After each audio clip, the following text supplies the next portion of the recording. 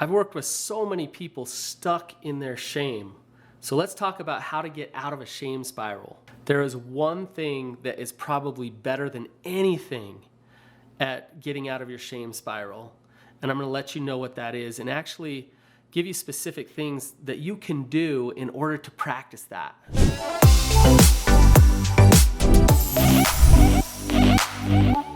Okay, in order to get out of your shame, you need to understand what shame is doing to you.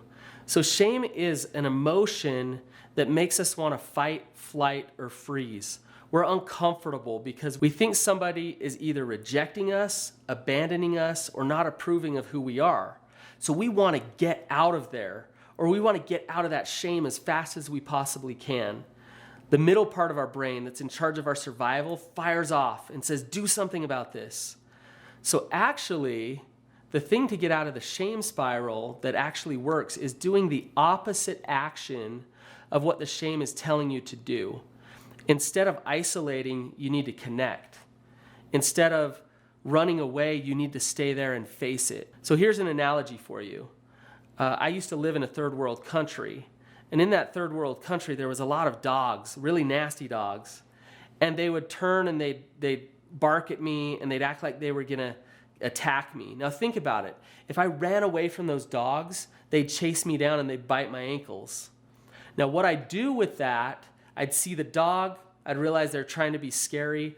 I'd turn to them and I'd look them right in the eye as to say, I'm not afraid of you. I see who you are. I realize you're trying to be scary, but I'm not afraid. That's your way out of a shame spiral, is instead of running from the fear of abandonment, actually step into it.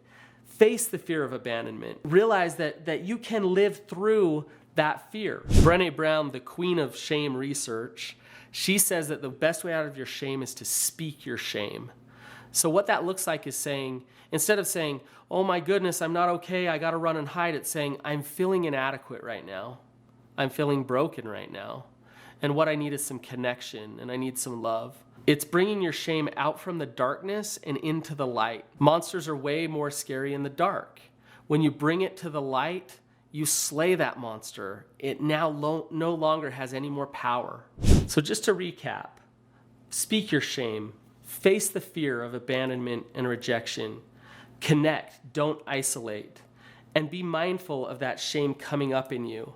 And as you bring it to the light, it will go away. When I was going to school, it was early spring, and this really pretty girl was walking down this hill, and there were stairs next to the hill, but she decided to walk down the grass. And she took one step down that hill, and she fell on her back and slid all the way down that hill. And she was wearing a dress, and all these people were literally looking down at her. And she stood up, and she had mud caked all over her back. Now, she could have run into the bathroom and cried.